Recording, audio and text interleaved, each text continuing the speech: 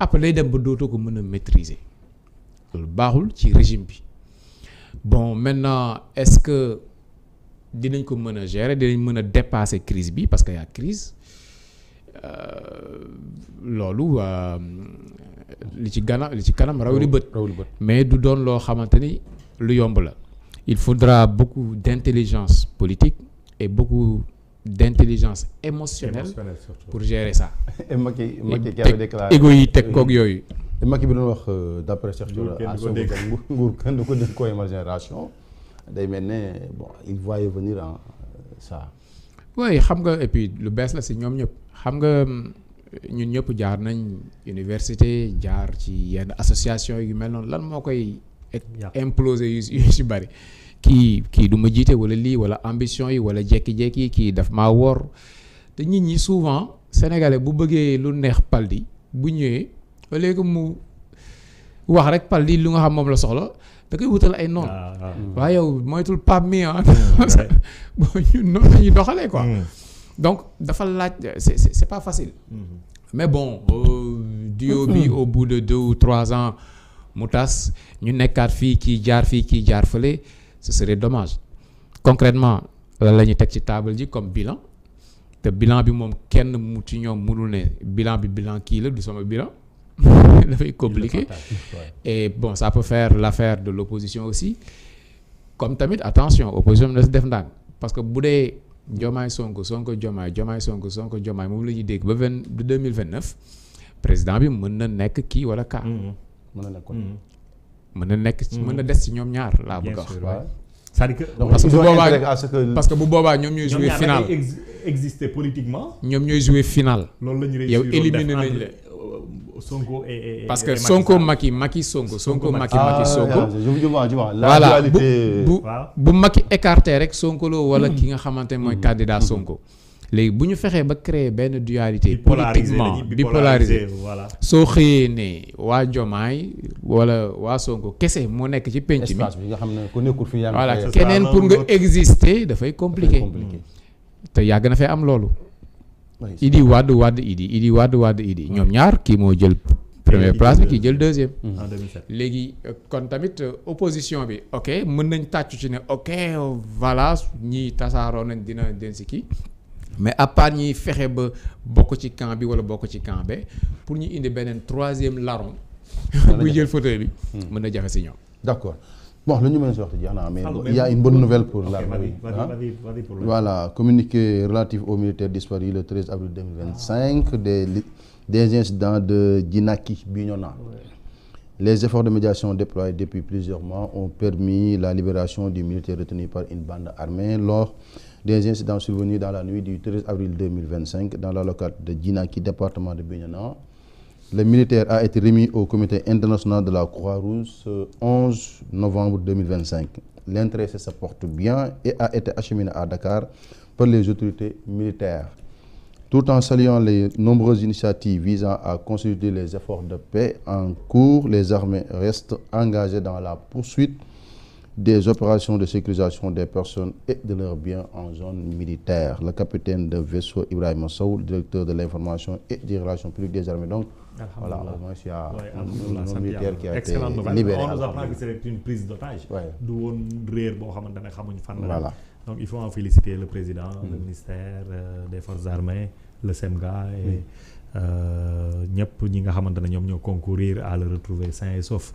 Mais da bëggoon def un petit commentaire sur le texte de Juan parce qu'il est intéressant. Xam nga la loi d'airain mooy lu mënul jaas.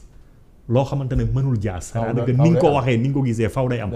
mais moom dafa wax bu am solo jàngat bi dafa am solo parce que quand il dit les numéros 2 ne supportent pas leur illégitimité et veillent à massacrer ceux qui les ont consacrés.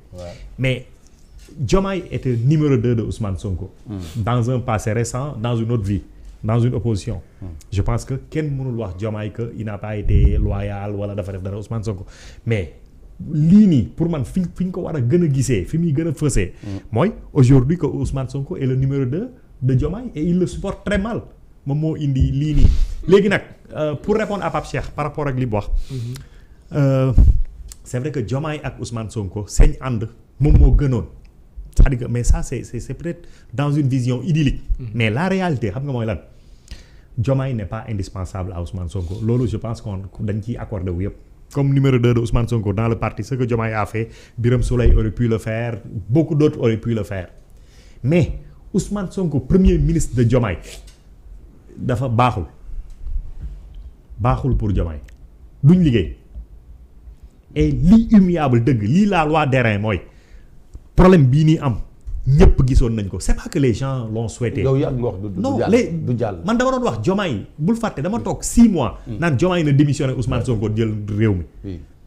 pour mu am une cohérence entre légitimité yi kii doon wax léegi légitimité politique légitimité institutionnelle et constitutionnelle parce que suñ demee fii dafay paralyser dëkk bi c'est-à-dire que pour les 3 ans à venir dëkk bi mën na Diomaye mën na bañ a mën liggéey Ousmane Sonko nekk dans une opposition boo xamante ne day doy waar c'est le Sénégal qui perd dëgg-dëgg loolu tax ma ko doon wax mais Diomaye n'est pas indispensable à Ousmane Sonko et Ousmane Sonko est néfaste pour Diomaye dans l'exercice du pouvoir parce que du liggéey attanu ko comme premier ministre donc da ngay bokk ci wax na ce numéro 2 da nga koy attan da nga koy devrait être à l'Assemblée nationale comme waaw bon man li ma gënaloon mooy Ousmane Sonko bañ a bokk ci nguur gi di gérer son pouvoir son parti di inspirer l'action du gouvernement bés bu Diomaye dévier nag mu ne leen man bokkuma ci mi ngi nii lii la def man lii lañ waxante woon donc moi je me prépare pour 2029 mu simple d'accord pour man loolu moo doon gën maintenant nag comme gars yi moom dafa am d'autres enjeux de pouvoir de moyens ainsi de suite gars yi kenn mënu ko. d'accord tu un commentaire sur le poste de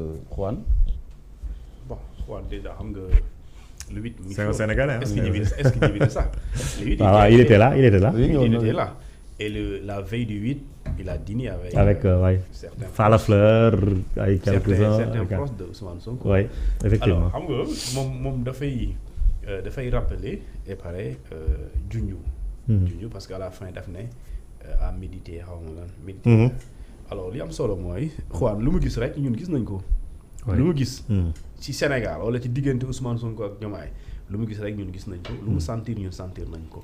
mais aussi bu ñuy gisee ne effectivement pour la première fois xam nga lu mësul am. su amee rek dina am loo xam ne aussi dina jur lu mësul am aussi. xam nga Sénégal mësul am président bu ñu fal la ci lu mel ni circonstance yu mel nii. mooy tey ki jiite parti bi mu dem ba mu nekk. nekkul candidat mu tànn kenn nee na kooku moo ko doy ñu fal ko parce que am na kuy wax ne siège présidentiel sëñ bi du lu ñuy partagé benn la te balaa ngay xam ne benn la bis boo demee ba waat sa xaritu y a pas l'amitié amul ci état fraternité amul ci état tey Diomaye c'est le président de la République du Sénégal bu bëggoon dem jam fële njaga ñaaw tout de suite bu ko service secret d'état ne ko monsieur le président mënoo fa dem du fa dem. c'est le protocole qui l'organise. waaw su fa warul dem du fa dem suñ ko nee président mënuñ la garantir x y président mënul dem parce que moomul boppam. Pa Moussa par exemple m'apprend deux choses que le président 2 fois lay waat ce que beaucoup de gens ne savent pas. 2 fois lay waat devant le conseil constitutionnel pour devenir le président de la République. Une fois au palais du lu def lu sollicité lu fës. Mais il va jurer devant les officiers et tout ça pour devenir chef d'État. Et ñooñu est-ce que les officiers dinañ la seetaan si yenn affaire. ok est-ce que tu es tenu de te conformer à ça léegi nag loolu il faut ñu xam moo tax ndeysaan Ousmane Sonko non il faut y venir. Parce que quand Ousmane Sonko dit justice sa bu amul bu leen fay impôt parce que justice ni ñu ko yaakaaree mënul amee noonu sëñ bi est-ce que xam nga loolu. ni ko Ousmane Sonko yaakaaree. waaw mënul amee noonu sëñ bi. Le Conseil constitutionnel te parle de la rupture du principe d'égalité des citoyens devant la loi ça c'est un principe constitutionnel. Rupture d'égalité des citoyens devant la loi waxuma enquête du am de. et même enquête bu ñu ko nar a defee nii sax day nekk jafe-jafe bu amee réew lu mel ni Sénégal bu amee. dañuy def commission d'enquête indépendante. d'habitude mais mënoo ne waaw da ngay dem ku ne waa Ziguinchor porte leen plainte après procureur ku ne ñu war a instruire ce dossier des centaines de jeunes doon ko mën a lijjanti mënoo nekk sëñ bi. nous avons un déficit de magistrats. doyul les juges d'instruction bëri wuñu et dossiers yi da nga leen yóbbu instruction donc c'est problématique da ngay gis dans la faisabilité c'est impossible. Et les gendarmes les policiers qui faisaient les enquêtes pour envoyer ça au procureur. Et jusque là war a defaat enquête contre aucune commission d'enquête ci li ma xam aucune commission d'enquête la ñuy. mise sur pied waaw yëguma ko léegi ça veut dire que pour lire que l'essentiel la base n'est même pas encore sur place. mais est-ce que du moom loolu lay wax sabotage bi nga xam ne day wax magistrat yi ñoo koy saboter ses actions lu mu def suñ guddi jotee ñu yàq ko di complot di réunion di ko complot. waxtu bi jeex na bon xam naa suba dinañ ñëwaat sur. suba dina am développement moom. Abdourahmane Diouf mais xam naa du ñàkk ma amaat beneen développement dañ lay envoyé ay information ci suuf mais bon.